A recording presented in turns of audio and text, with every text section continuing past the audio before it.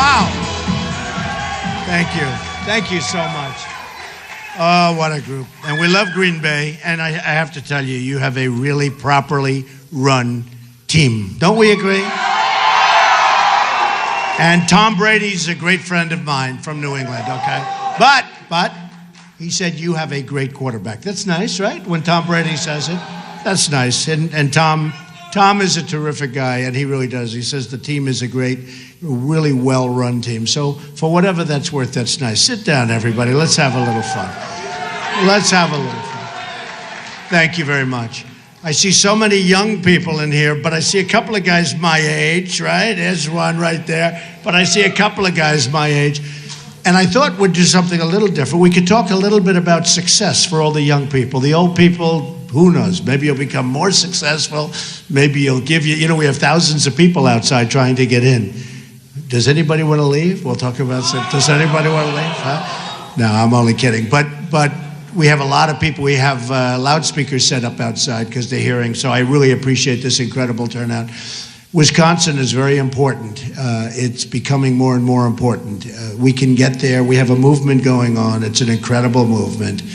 It's a movement like they haven't seen in this country maybe for a long, long time. It's been covered recently on the covers of Time magazine numerous times. It's been covered by everybody. Front page of the New York Times, front page of the Washington Post, front page of everything. And it's an amazing thing to see. If you look, and I was just seeing even this morning, and I've known the statistic for a long time, but workers, people that work very hard, blue-collar workers, for 12 years they haven't had an increase, an effective increase, and it could be a lot longer than that. But, there's a lot of anger out there. There's a lot of anger from people that aren't angry people, but they're upset with the way our country is run. Recently I was interviewed by the New York Times and to an extent to the Washington Post, and they were asking me different foreign policy questions, and one of the things that was brought up was NATO. Now, I'm an entrepreneur. I've been very, very successful. I built a great, great company. I posted numbers that were incredible numbers and all of that stuff. But, I haven't been big into NATO, but we also have instincts and we also have common sense. And I have, studied it over the years and certainly read a lot about it. And I said it's obsolete. And it is. It's obsolete. It's 68 years old. It was done at a different time. It was done at a time when you had the Soviet Union, which was different than Russia. It was bigger than Russia, and Russia's plenty of problem, but the Soviet Union was a bigger problem. And it was done before terrorism as we know it today. And I said it's obsolete. And I said we pay too much. Our country pays too much because a lot of you kids are going to go out looking for jobs. We don't have good jobs anymore. Our economy is all of our good stuff is being taken. It's being taken over by China. The great jobs are being taken over by Mexico. You look at Nabisco. You look at Carrier Air Conditioner. You look at Ford. They're moving into Mexico. And I said, look, with NATO and with so many other things, we pay too much. We're paying for such a big proportion.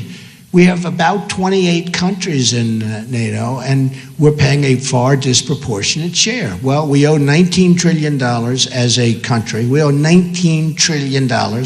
We made a terrible, terrible budget deal, like a disgusting budget deal, a budget deal that gave Obama, gave people coming in from Syria, gave people coming in, illegal immigration, all of the funding they need, and we get nothing out of it. I don't get why we made the deal, but we made it. But we're not going to make deals like that anymore. But what happens is we're not keeping our great jobs, and frankly, from the standpoint of all of the youth that I see before me, when you graduate from this great college, I just met the heads of your college, and they're amazing people, and they love this place. And I could just see by the way they were talking, they have such pride in it. But when you graduate, you want to get great jobs. You don't want to get bad jobs, what they call bad jobs. And even the people that talk about employment in this country, they agree.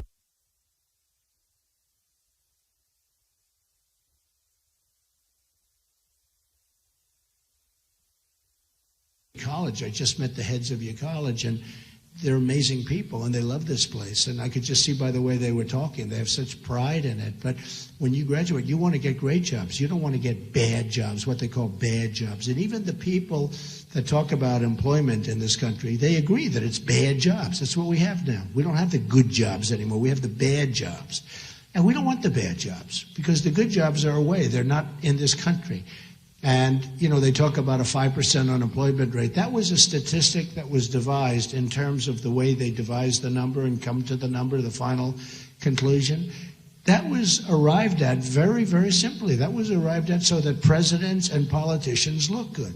It bears no relation. In fact, when you say a 5% unemployment rate, they even say it's less. But that doesn't count all the people that looked and gave up looking for jobs. And you folks understand what I'm talking about. I do so many college tours now. This is different for me because 8 months ago, I wasn't a politician. I like that just great. I never thought I'd be a politician. I can't believe I'm doing this, to be honest with you. I dealt with politicians all my life. The last thing I wanted to do is be a politician. But we also want to make America great again. We're going to make America great again. It's not even a question. We're going to make America great again. And that's why I'm doing it.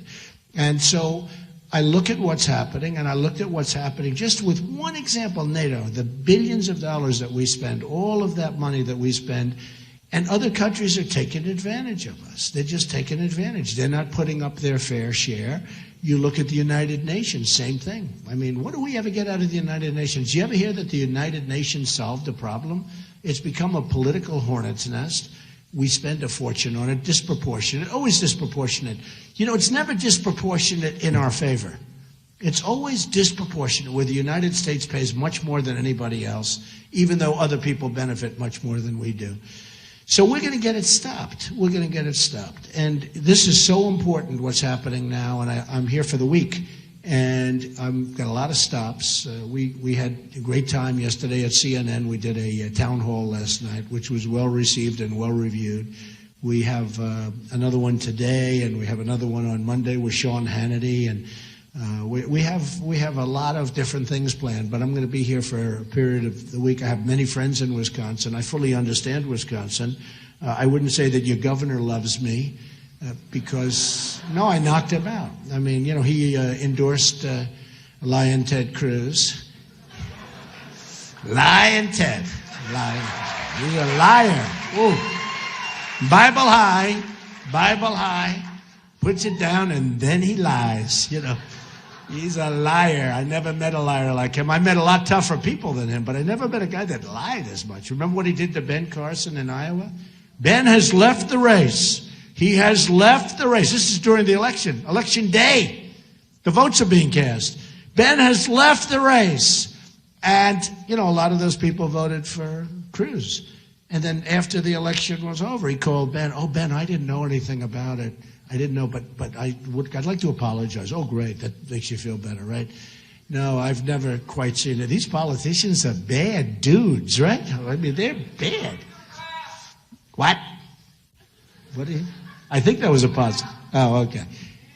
I thought that was, I thought that was a positive statement. I said, oh, no, not another agitator. I call them agitators as opposed to protesters. Protesters are fine. Agitators are people that do it sort of semi-professionally. And we have some professionals also. But we're doing well. We have millions of votes more than Cruz, millions of votes more than Kasich. Yesterday it was certified, the numbers were certified in Missouri, so we won Missouri also. They had a recount in Missouri, which we won, and now it was just certified. We actually got 300 and something more votes, which didn't matter because we won the state, but we won Missouri. We had an interesting one, but we won Louisiana, but because of the, let's call it politics. Let's not use any word other than politics. But I get less votes. I win. How would you like to be in a position like this? You go out, you campaign, you go around, you make speeches. I made speeches in Louisiana. The final speech was amazing. We were at an airport. We were at a hangar. The hangar was like for massive airplanes, like 747s. The place was packed. And what did I do? I won. And then I found out, even though I won, I get less delegates than the guy that doesn't win. You think that's fair? I mean, honestly, you think it's fair? Somebody said, well, you have to know. You don't have to know anything. I got the most votes. I should win. I mean, it's very simple.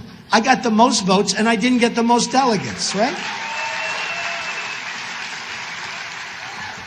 So the Republican Party hasn't treated me properly, in my opinion, and they haven't. They haven't treated me fairly. But I've got millions of more votes, and we have a movement going on. Millions of people are voting that didn't vote before in Republicans, and many of them are voting for me, in all fairness. And the people that are coming across are Republicans, but tremendous numbers of Democrats that like Trump, tremendous numbers of independents, and something that I love, people that have never voted before. People that have never voted before because they've never had anybody they wanted to vote for. We're getting tremendous numbers of, I didn't know there were so many people. But when I do handshaking and signings and things, I tell you what, every 20th person says to me, Mr. Trump, I've never voted before. And these are 30-year-old people, 40, 50, 60, 70, 80.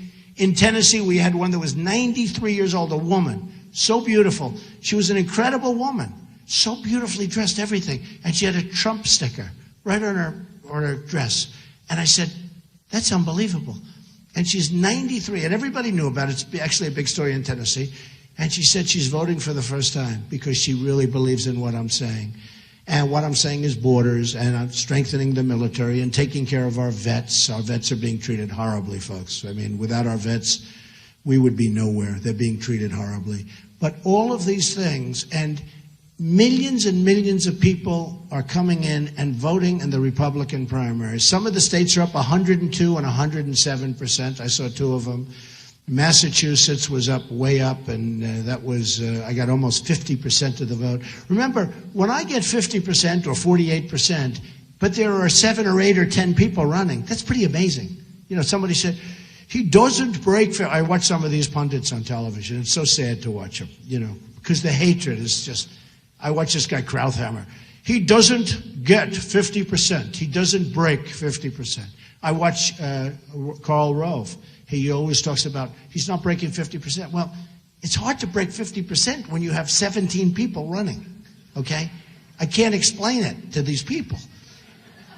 You know, when you have 17 people, we started off with 17, actually, truly 18, but there were 17. And of the 17, I mean, you had senators, you had governors, you have guys like Ben Carson, who's a fantastic guy, who's a very accomplished guy, and he's running, and Carly is running, and, you know, but you had 17 really accomplished people, and most of them politicians, most of them governors and senators.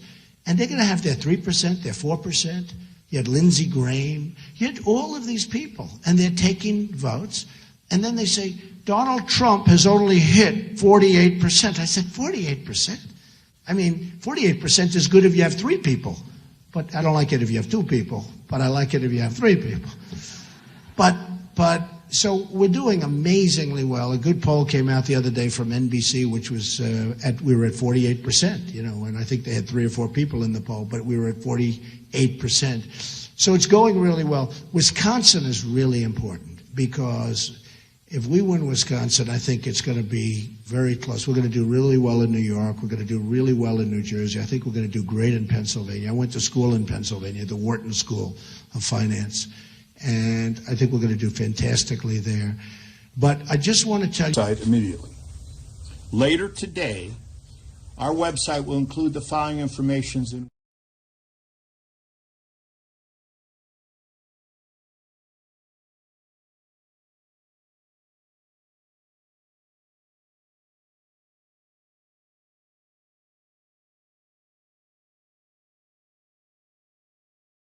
Love what you do in a good business, but you know what? If it's not necessarily that good, the loving is more important than having that good business. Some people want to be teachers. I mean, some of the happiest people and the most successful people that I know are people that aren't the richest at all. They don't make it all the most money. They're teachers. They're scientists. I know people that are scientists that are like, they can't wait to get to work. They can't wait. Policemen, you know, our police departments are, I think, terribly disrespected. I think they're not given the credit for the great job they do. I have to be honest with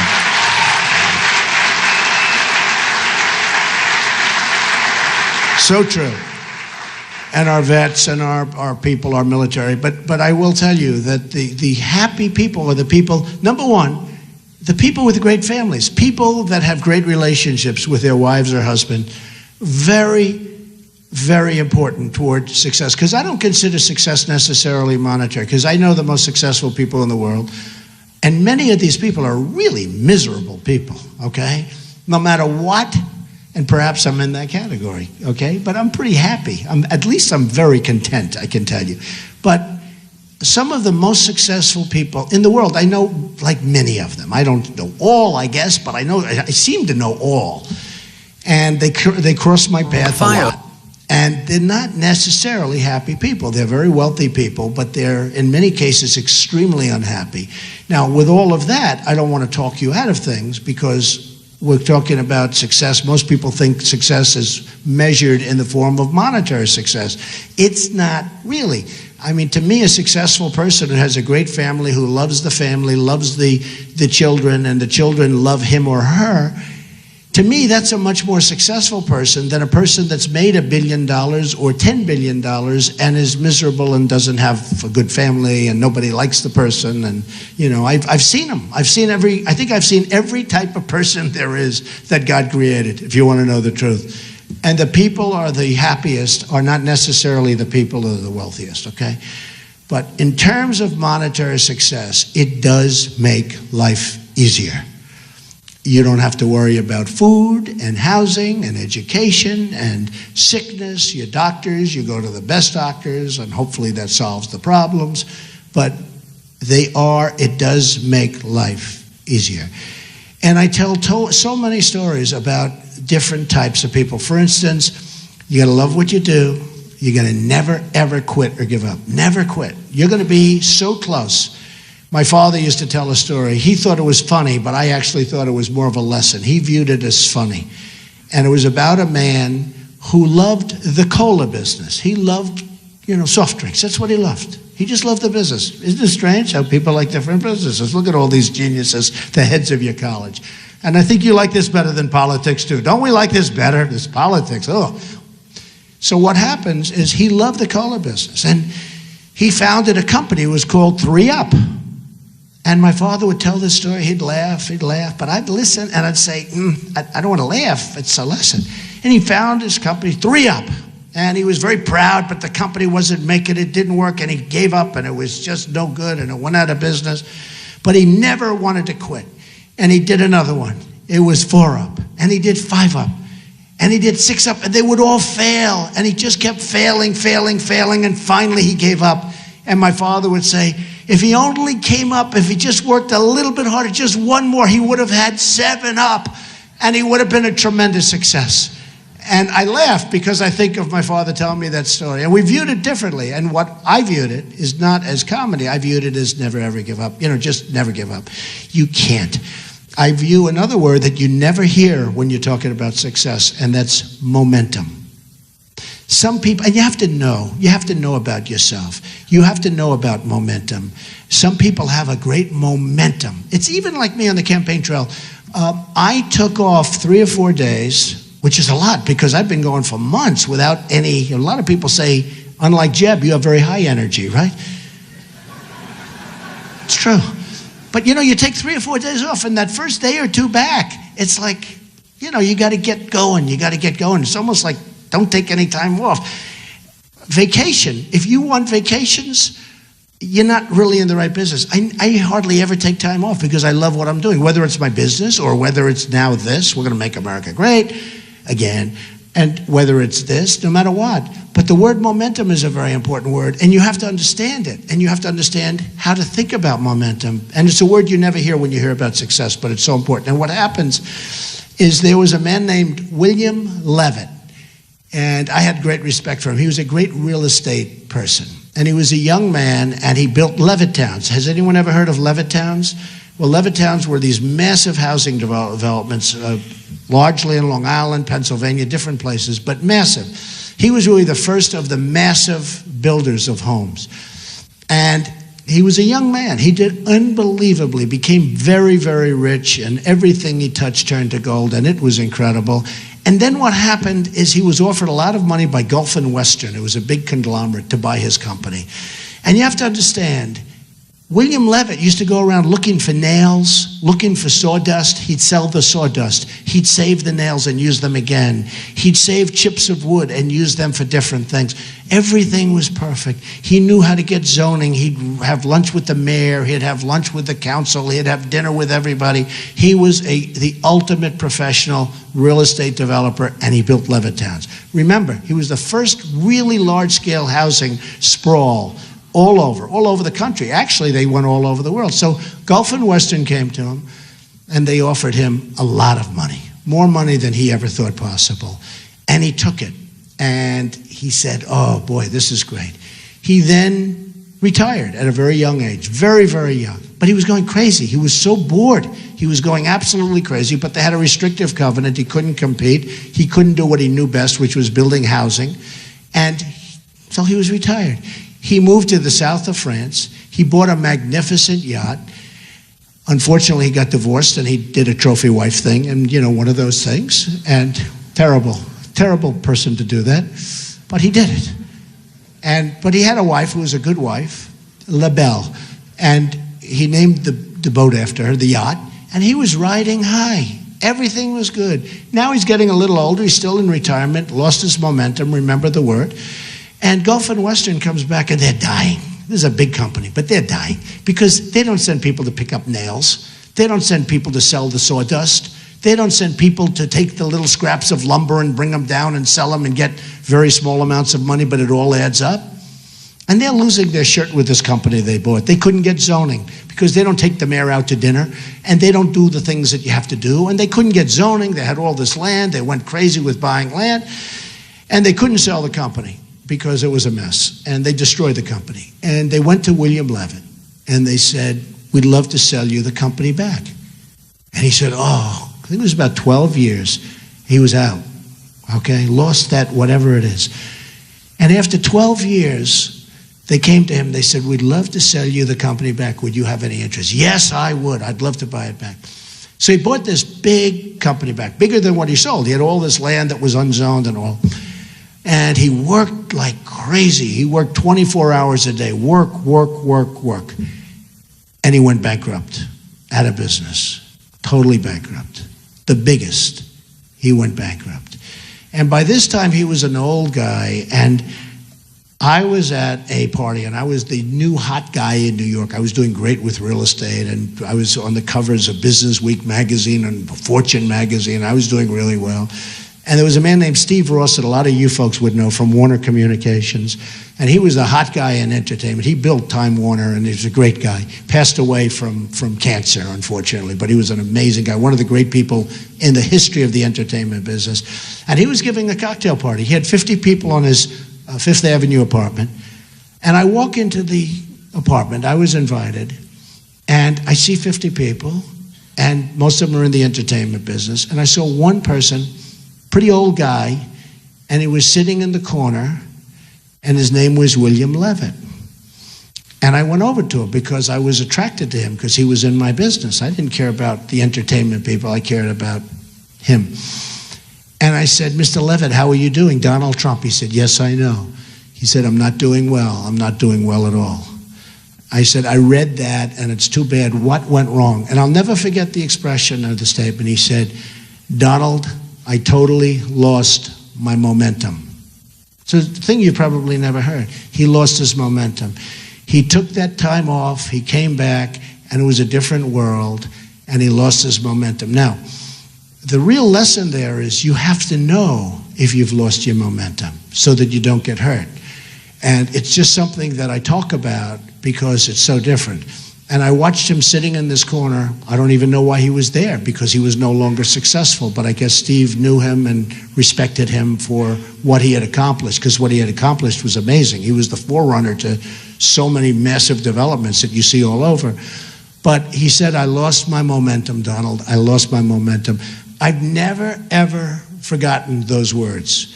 And I've always remembered them. And what you want to do is you want to keep going, keep going, keep going. But if you think you lost your momentum, slow down and refocus on maybe something else, because it's so important to keep the momentum going, okay? So important. So that's one of the many, many elements or stories. And one quick one that we also talk about and that I talk about, there's a certain amount of luck. Does anybody believe in luck? Just raise your hand. Who believes that some people are luckier than others, right? So I have a friend who's just an unlucky guy. Just an unlucky guy. He's smart. He went to the Wharton School of Finance. He's a brilliant guy, but he's always been unlucky. And no matter what happens, it just works that way. And he never really succeeded. And you'll find when you become very successful, the people that you will like best are the people that are less successful than you. Because when you go to a table, you can tell them all these wonderful stories and they'll sit back and listen. Does that make sense to you? Okay? Always be around unsuccessful people because everybody will respect you. Do you understand that? Anyway, but this guy, he had a thing, and he was just like struck. He was unlucky. And no matter what he did, I call him injury bound, or he was just always something would happen. So he'd be injured. I say, what happened? I broke my shoulder. How do you break your shoulder? Are you a football player? He goes, no, I slipped, I went down the stairs. So he's in the hospital, and he's recovering in Long Island, and he comes back, and he's being driven back, and again, he's always injured. He's injury prone. You know the expression? Some people are injury prone. Is anybody in this room injury prone? Don't raise your hand. I don't even want to see it. Don't do it, because you'll convince yourself. Stand up back there. Are you really injury prone? Well, you're a big, strong guy. Are you a football player or something? Huh? What, you are? Come on. Okay, here's what you do. Tell yourself you're not injury prone. Sit down, okay? Look at the size of that guy. How can he be injury prone? Looks like he's on the Green Bay Packers. I mean, give me a break.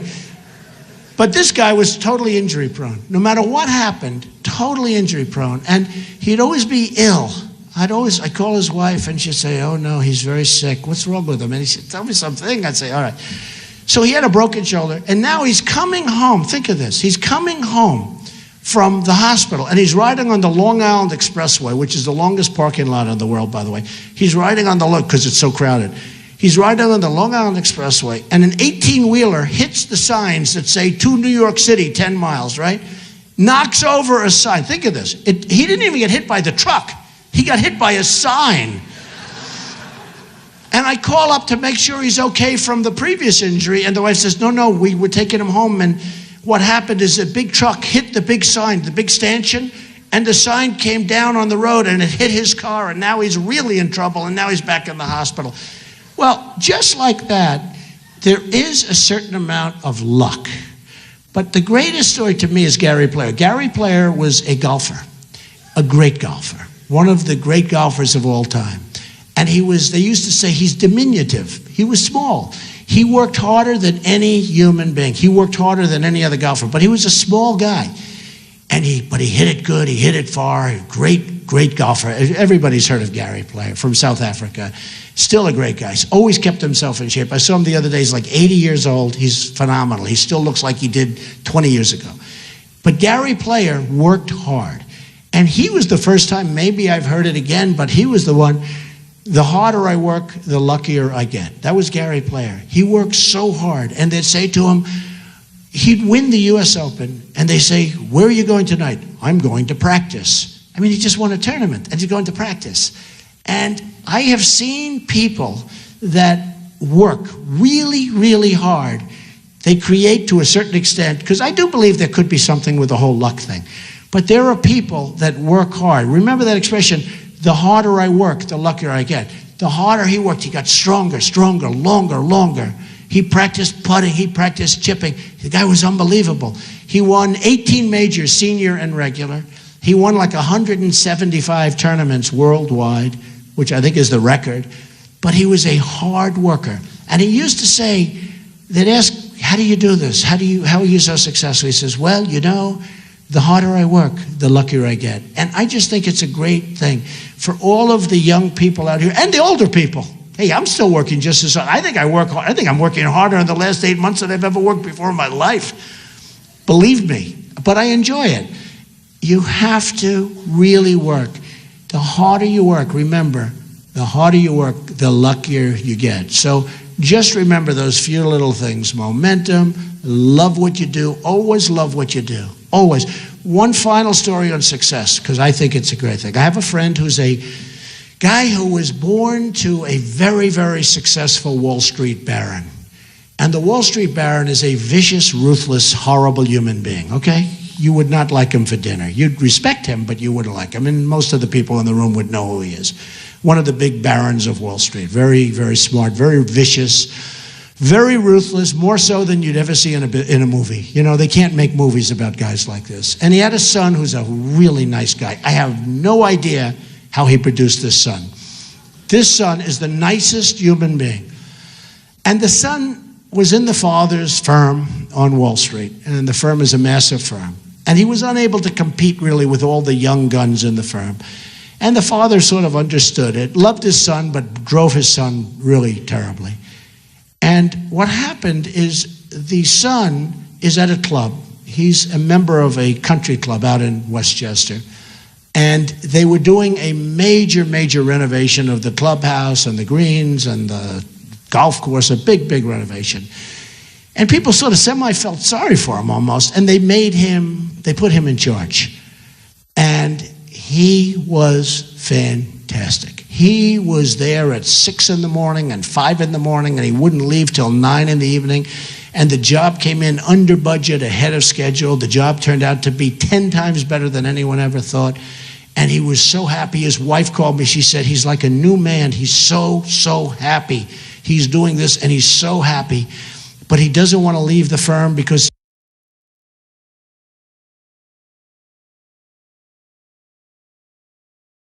and he wouldn't leave. And I met with him, and I met with him and his wife, and not so long ago. And I said, so what are you going to do? He said, I've got to stay with the firm. I said, you're making a huge mistake. 2 years later, he left the firm. He opened a construction company. He can never do what his father did, but he's so happy. He's doing nicely. He's happy. His family loves him again. They couldn't stand him. He was a miserable, unhappy guy. He could not compete. And he now goes around and renovates buildings and all. He's the happiest guy in the world. And in his own way, his father's too tough to say it, but in his own way, his father is proud of what the son is doing. So I only say, really, love what you do and remember those other little things I told you, okay? So that's enough of success. Do we agree? Do we agree? Is that okay, Mr. Instructors? Okay? I really wanted to. Okay. I wanted to go into. I really wanted to. I don't think I've done that once. I love speeches. I don't think I've done that once. I love speeches on success. I mean, to me, they're great, and sometimes. But I think that might be the first time I've ever done it on the political scene. And a couple of the older guys sitting in front, they've already made their millions. They're so rich, they don't know, right? You with the red, stand up with the red cap. Look at that guy, handsome guy. You've made millions, right? Millions, or maybe less. But you happy? Oh, U.S. Marine Corps. Were you in the Marines? Well, see, that's success, and you're very proud of that, right? Same thing. It's all the same, folks. It's all the same. That's fantastic. Go ahead. Go ahead.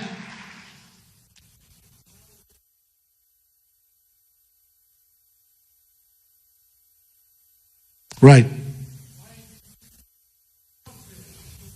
Well, a lot of people are asking that question. A lot of people are asking that question. And he said something. He said when he was working and when he was not working, he had to go and work, no matter what. Even if it was part-time, you had to supplement your income. Now you have people that aren't working. Look, it's all about incentive. People have to want to go out. They have to want to. We have no incentive in our country anymore. We're losing in every way. We're losing in that way because we have so many people that don't want to work. We have so many people that, if given the right incentive, would love to work. They'd love to do it. We don't have incentives anymore. We don't have spirit anymore. Our country doesn't have spirit. We lose in so many ways. Sit down. Thank you very much. I'll give you an example. When Scott Walker came out and ran for president, he was expected to win. I mean, during the course of my term, Jeb Bush expected to win. Gone. Right? Scott Walker expected to win. Gone. Rand Paul expected to win. Gone. They're all gone. I miss him. I'm like lonely. No, I'm lonely. And during debates, we had 11 or 12 debates, and during the debates, every single debate that I participated in, I've been at the center. The center means that you're number one. And I used to say to CNN and Fox and the people that would have the debates, I'd say, well, are you going to announce that center is number one? No, we don't do that. Why? Because nobody knows that, but some of them would do it. But I was at the center, and I debated these people, and I guess won the debates, because every single poll, they have debate polls. They have polls on everything. One thing, I think I've made polls hot, you know? I think I really have. Nobody used to talk about polls. Now everybody talks about polls. But every single online poll that they had, Drudge, who's a fantastic guy, by the way, Drudge. They have a Drudge poll, they have a Time Magazine poll, they had many, many polls. And they'd have who won the debate. And I won the debate. And I would win I think every single one of them I won, according to the online polls.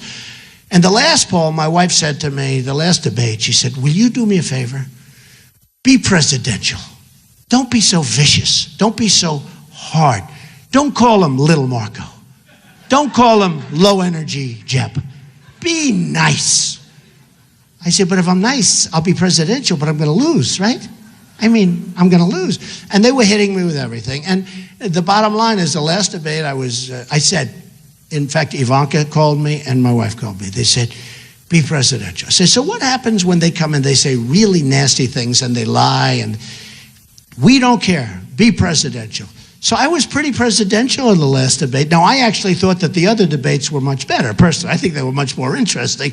But I was presidential and I won that debate too. So you can win them all different ways. But look, we have a country that is in a lot of trouble. We have people that are running that won't do a great job. I'm telling you, Hillary's a disaster. Hillary's a disaster. Hillary Clinton will be a disaster.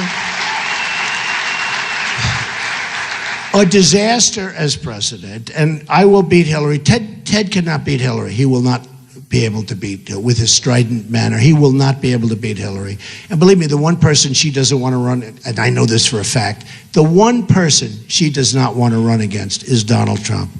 But the one person, you know, a little while ago, a couple of months ago, she hit me with something. Even today, she put an ad in. Did you see the ad? It's a New York City ad. It's talking about New York. Except for one problem. She used a sign that's on Pennsylvania Avenue.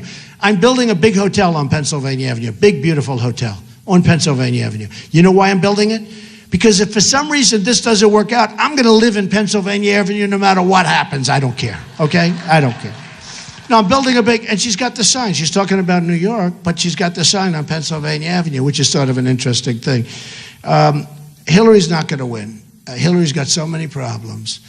And she's created so many problems. You look at Libya, you look at what's going on there. You know that ISIS, people don't talk about this. The press, I don't think they want to write again about it because it's so bad. In Libya, the oil is taken by ISIS. ISIS has the oil. So we had Gaddafi with the oil, and that was bad, but at least he killed terrorists, right? Now we have Libya taking the oil.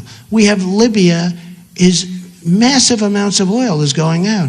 Why are we stopping this? Why do we allow this to happen? So ISIS has the oil. ISIS has some of the Iraq oil. They have some of the Syria oil. They don't have that much oil in Syria, but they have what they have. But you see what's going on, and you say, how is it possible that this isn't stopped? Can you imagine General Douglas MacArthur or General George Patton saying, we can't do anything about it? We lose at everything. We lose with our military. We can't beat ISIS. We can't beat ISIS. We lose on education. Common Core is a disaster, by the way. It's a disaster. We have to bring education locally. We lose with health care. Obamacare is horrendous. Premiums are up 35, 45, 55%. The deductibles are so high you'll never get to use it. We lose with everything. Our Second Amendment is totally under siege, which we're not going to allow to happen. We lose with everything.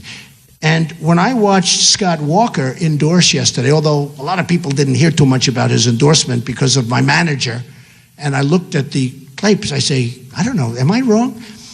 I looked at, raise your hand, did anything look very, strident? Did anything look, did everybody see that tape? Raise your hand if you saw that tape yesterday. Well, that's not that many people because it's a big story. How many thought it looked terrible, what he did? I mean, to me, he was breaking up. She's grabbing me.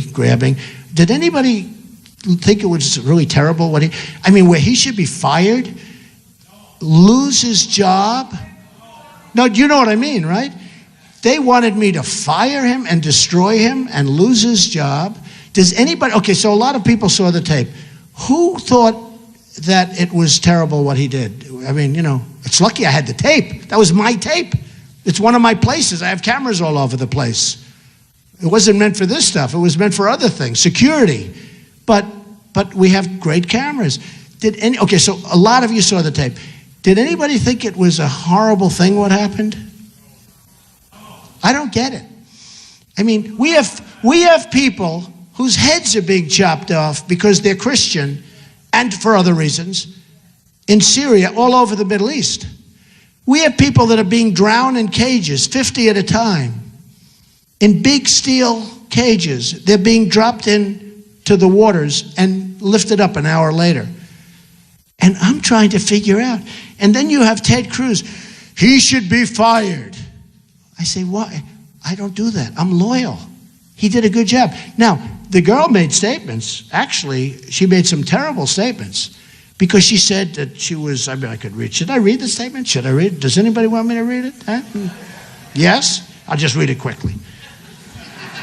Listen to this. This young woman, reporter, who shouldn't have been where she was, and she grabbed me twice. She said, I was jolted backwards.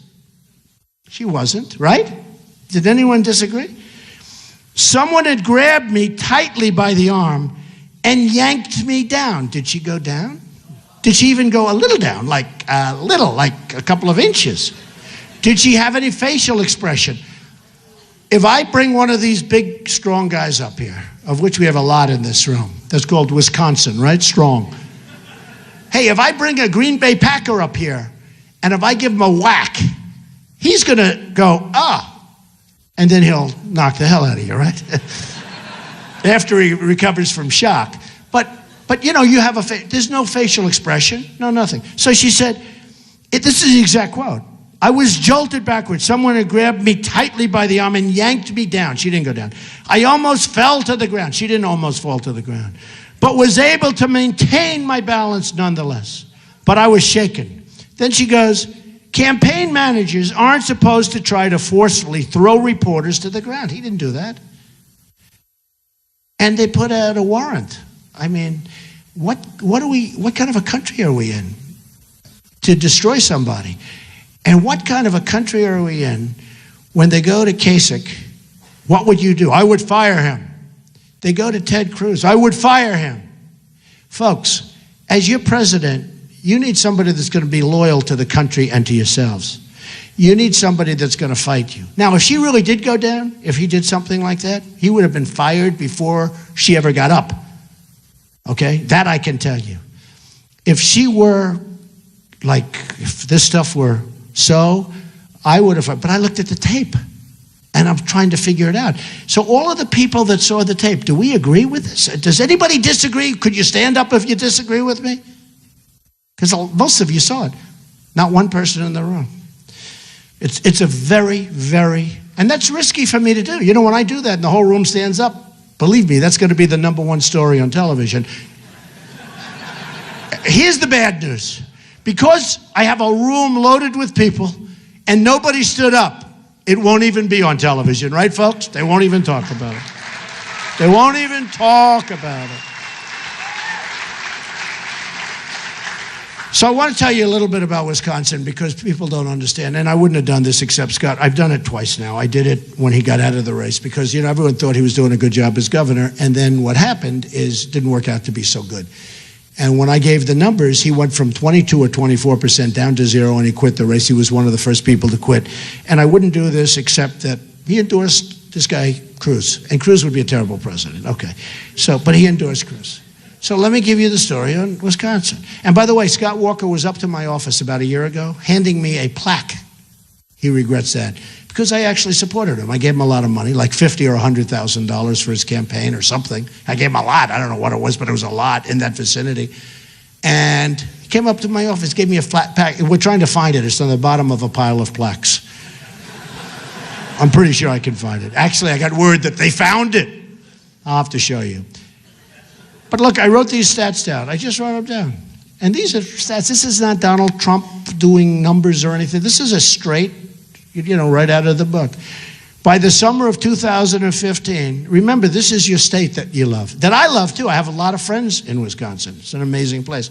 By the summer of 2015, Wisconsin was facing a $2.2 billion two-year budget deficit.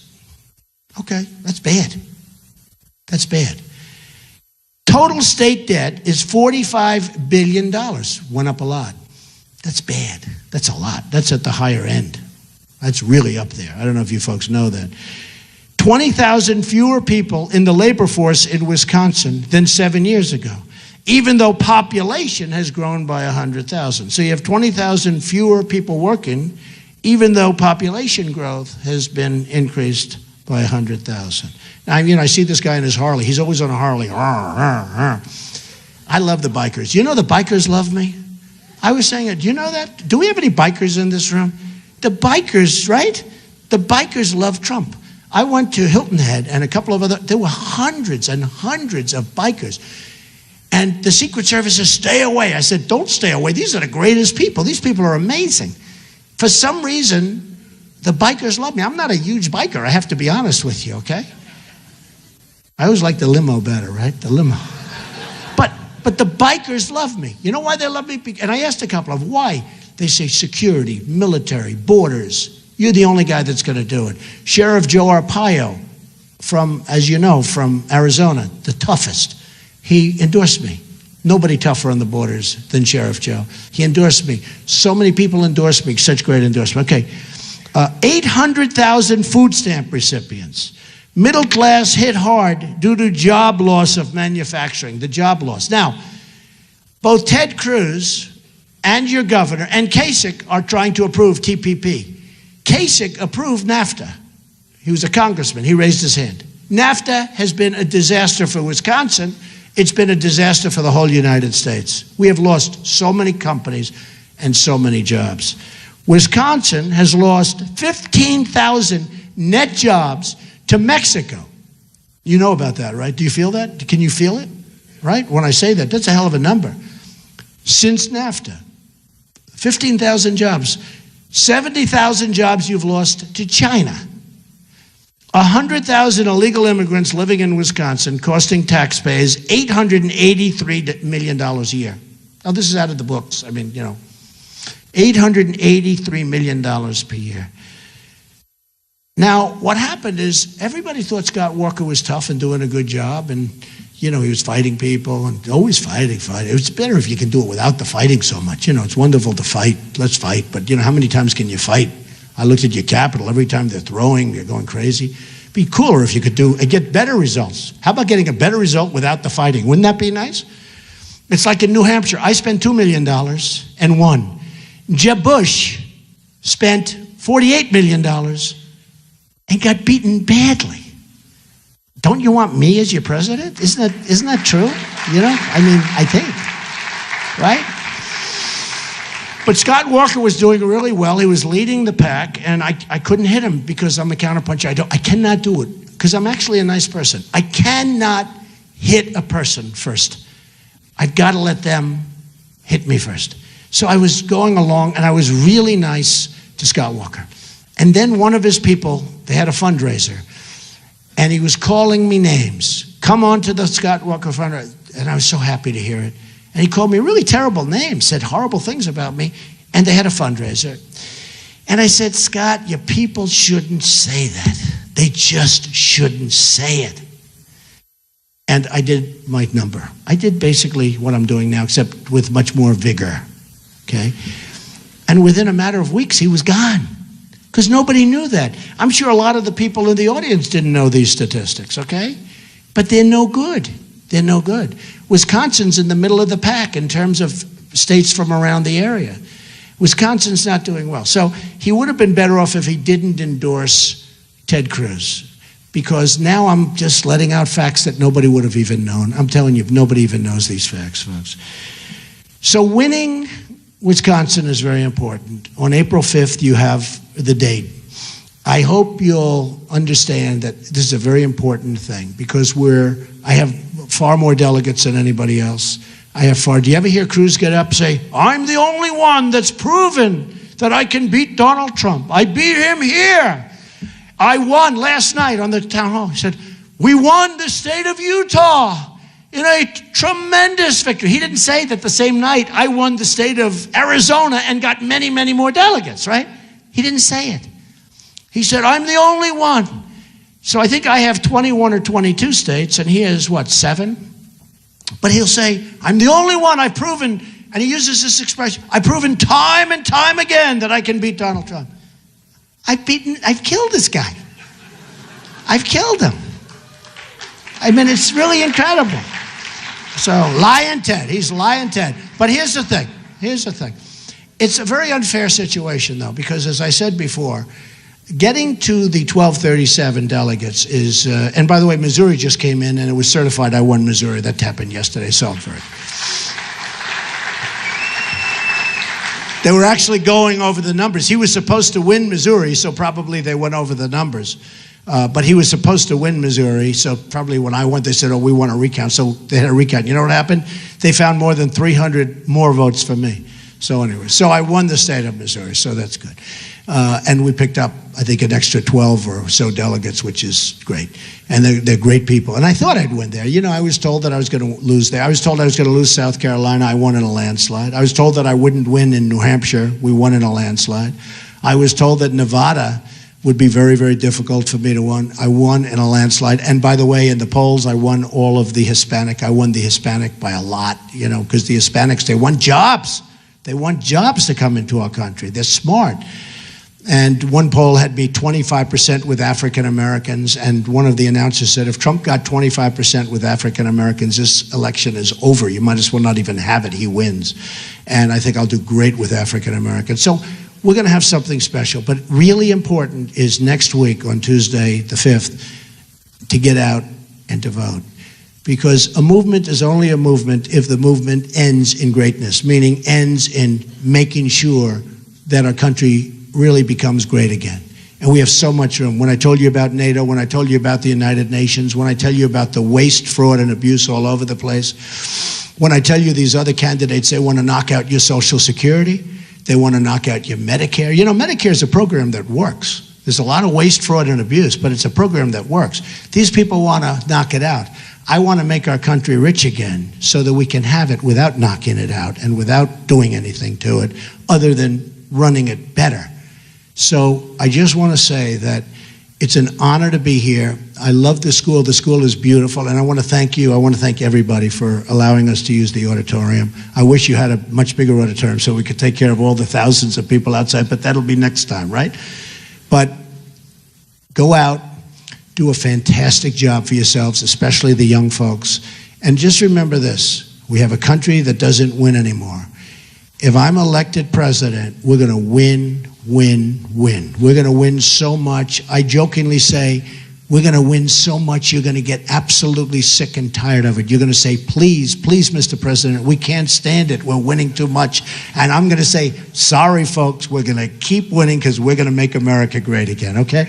So I love you all, and go out and do a great job, and good luck with your lives. Good luck with your lives. Thank you. Great school. Thank you. Thank you very much, fellas. Thank you, everybody.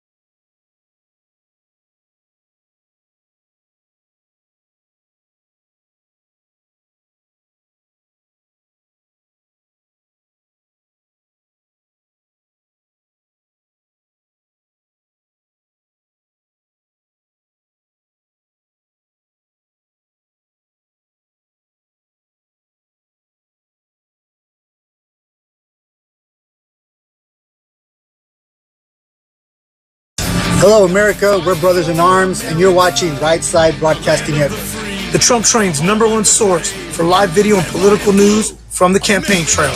Download our song, Trump for America, on iTunes or your favorite digital download site. Let's make America great again. Let's keep the movement going.